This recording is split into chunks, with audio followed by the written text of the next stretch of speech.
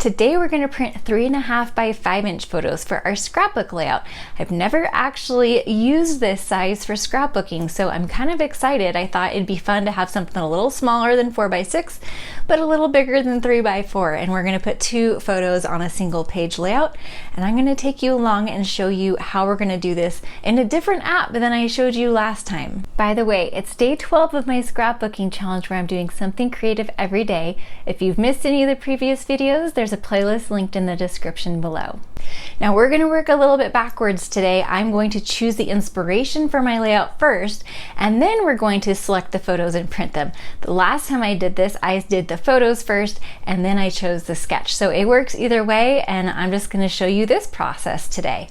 It's collab week for the creative design team, and this week we are taking our inspiration from a Christmas card and turning that into a scrapbook layout. And this is in honor of registration opening for our 31 Days of Christmas Cards event, which will start on October 1st. And it is super fun. I'll talk about that more in a little bit. I have the handout here from last year's 31 Days of Christmas Cards event. Now we have a handout for every single class, and there's a class every single day. So there's 31 classes for making Christmas cards, and at the end we combine all the handouts into one handout, and that's what I've got here. So what I'm going to do is go through here. It's a very comprehensive handout with instructions and photos and dimensions and all of that. So I did kind of look through here already. Oh, here's Lisa's card last year. So Lisa Stenz is one of our guest designers. She did a light up box card that was such a hit last year. That was super, super awesome. I'm not quite sure how I would turn that into a card or into a layout though. But here is where I picked my inspiration. This was one of Janice's cards, and she is known for her clean and simple style. I love her style. Lisa actually has a very clean and simple style too. But I was really inspired by this wreath card. And if you look closely, there she used a cover plate die to get some cutouts in the background and then inlaid the center part to make a wreath. So I'm going to take the cues from that background layout, and I'm going to lay die cuts on top of the background and then use a wreath shape for my main layout. And I'm thinking I'm going to use some photos I have of my daughter recently in front of sunflowers. I have a funny story about the sunflower photos that I'll tell you in a moment too.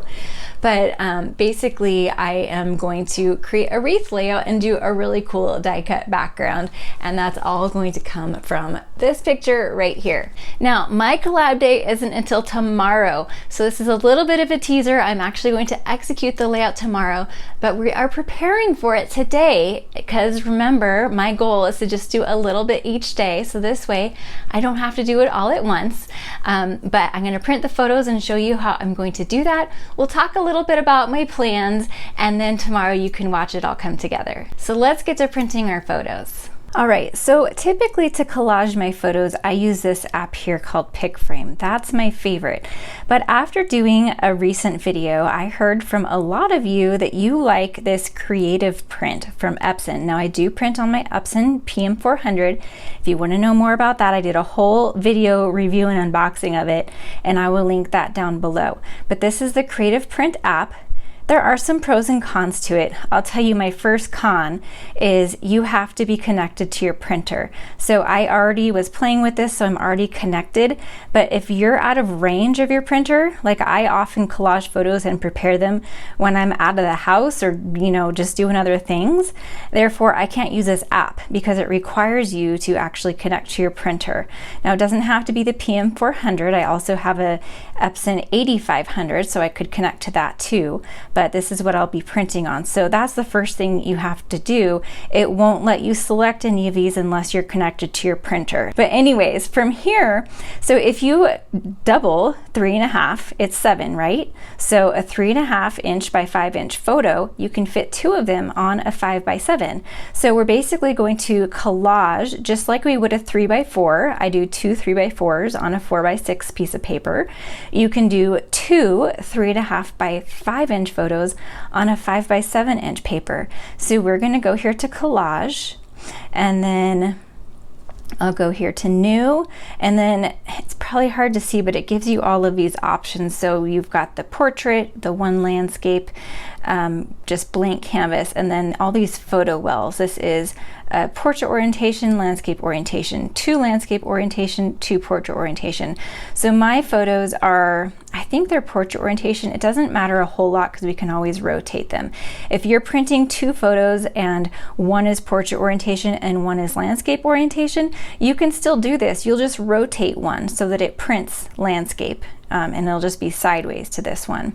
All right, so from here, actually it already defaulted to 5x7. Now, if you wanted to change that, you can go down here and go to change paper size, and you can do 4x6 or 3.5x5. These are the sizes that you can print on the PM400. So I'm going to do 5x7. And so by default, if I have 2 photo wells filling up the 5x7, they're going to be 3.5x5. So I am just going to tap inside there. I need to allow full access. Now I know that the photos I want to use are in my favorites, and I tend to favorite all my photos pretty quickly after taking them. I go through my photos quite frequently, and I mark all my favorites as pretty quickly. Now these are the ones that I am going to print. And funny story, so there's all these wild sunflowers around us. They're just absolutely gorgeous, and I have been trying for years to get some good sunflower photos, because if you remember back several years ago with Close to My Heart, there was a kit called Bloom with Grace that had gorgeous sunflower paper. And way back then I got the scrapbooking kit and I never had sunflower photos. So I just held on to the kit, and I never used it for sunflower photos because I never had them. Well, fast forward to fairly recently, I went through all my stash and I sold a bunch of stuff, and I sold that kit. So now I don't have that kit with the sunflowers. That's okay. I sold it to a very sweet, wonderful customer of mine who is going to enjoy it and probably get more use out of it than I did. So I'm okay with it. But I'm going to create some sunflowers with my Cricut, and we're gonna still have a really, really amazing background. But if you have that Bloom with Grace paper, that would be really good for these photos.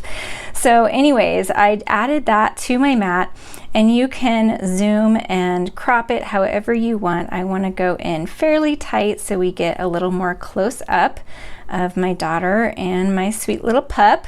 There was also a house in the background that I didn't want. And then that is good. So now I'm going to tap into the other well. We'll go back to favorites and we'll go back here. Now here is, and then I'll select that and go to next, and it'll drop it in here. Now here's another thing about this app that I don't like as much as the other app that I use, is that every time you select a new photo well, it brings you back to that main screen where you have to go to the album that you want. In the PicFrame app, that is my favorite that I typically use, it keeps you in the album that you're at, so you don't have to keep going back. Like I have tons of albums. If we go back in here, let's see if it'll let me. Let's delete that. If I go back here, I have tons of albums. And what if I am in one of the albums that's like way back here, and I go here and it's like way up here and I have to find it again? You have to do that every time for this. And with the other app, the PicFrame app, it'll keep taking you back to the last album you were in, the last spot you were at. So it just saves me a lot of time, at least for the way that I print photos. This way might work better for you, and that's why I wanted to show it, because we're all different, right? And we all have different ways of doing things, and this might be better for you. This is like the same area, but it's just facing the opposite way, and I love that we can see a little bit of the sunset there. I think I want to move it over just a little bit. So did you see how I just double tap it if I want to move it again? And I want to get a little bit of that sunset, but I also don't want it too high. And then I'll just tap out of it when I'm done. So now I think those look good to me, so I'm going to go ahead and hit next. and it will tell you the settings right now. I've got this printer, I've got the right size paper, and premium photo glossy. I'm actually going to do my semi-gloss paper, so I'm going to go up here to change that. So right here in paper, and I'm going to go to premium photo paper semi-gloss. Print quality is high. Paper source automatic. There's only a rear tray in it, and that should be good. So I'm going to go ahead and hit done, and then I will hit print, and we're going to go ahead and print from my printer. So here we go. We've got our 3.5 by 5 inch photos. All we need to do is cut this in half. So we'll just take our paper trimmer, and I'm lining it up at 3.5, and we'll chop it. Now usually it's not going to get it exactly, so this one you can see there's just a hair left, so I'm going to cut this side down just a little bit to get that extra little sliver off. And now that is close enough. So I can arrange these on my layout kind of like that. And I like that it's just a little bit bigger than 3 by 4. So I thought I'd pick out my paper and do just a little bit of planning.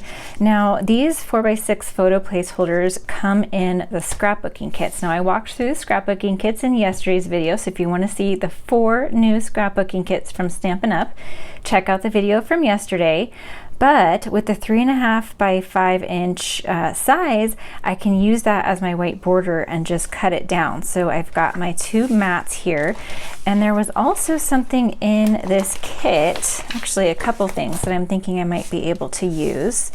First off, I remember that there were some die cut pieces, or one in particular, that creates this wreath. So this is part of this layout here. This kit creates 3 2-page layouts, and it comes with everything you need to create them. But I often like to kind of repurpose things and do my own thing. So I was wondering if this might work as my wreath. Otherwise, I can cut one with my Cricut. Okay, I think that actually might be a good size. So let me grab just the photos for now. So they'll have a white mat, but I think that's going to be a good size. And then I'm envisioning a border, so I'm not sure. I think I'll actually have this be a border, and maybe it'll be like a 1/2 inch showing, and have the background be white, or maybe vice versa. Let's see if there's enough contrast, because there's a lot of green in this background, and right on the green, that's kind of a lot. Let me grab a white. So if we have the green as our border, and then have this, that's a lot of white on white, but I wanted to create a fun die cut background. So I might actually, I think I want this to be brown, so either I can color it, or maybe I'll just cut one out. I really like this one. I think I might just cut a new one out of brown and then have that on there. And then to mimic the card, have a bunch of sunflowers cut out of white in the background, and then have some yellow sunflowers down here. And then I even have some pieces in here. I can use these leaves as the leaves for the sunflowers. They kind of even almost sort of resemble sunflower leaves, right? So that's kind of fun. So I think I just need to cut out a brown circle like this, some sunflowers in yellow and brown, as well as some white ones to add to the background. So I'm liking this direction. There might even be, I think there was cardstock in the correct color. There's this yellow cardstock that came in the kit, and if I turn it to the light side, because there's a dark side and a light side, I think that is the perfect color for sunflowers. And then brown, was there a brown? I don't think this is quite dark enough. I might have to use an early espresso cardstock for the centers. But I think I'm liking this direction. While you're waiting for the rest of this layout, go head over to cdtcreatives.com and get yourself registered for the 31 Days of Christmas Cards event. You're not going to want to miss it. We have two amazing guest designers. The very talented Lisa Stins is back. She always has the best, most creative cards, as well as a new guest designer, Jill Broadbent, who used to work for Close to My Heart and does special appearances for SET Magazine, Scrapbook.com, Allie Edwards. She is going to do a couple classes for us as well, so you don't want to miss it this year. And if you've missed any of our past events, then the replays are available at special prices. All the information is linked down in the description below. I can't wait to see you there. Once part 2 of this layout is done, I'll have it linked right here for you, and I'll meet you over there.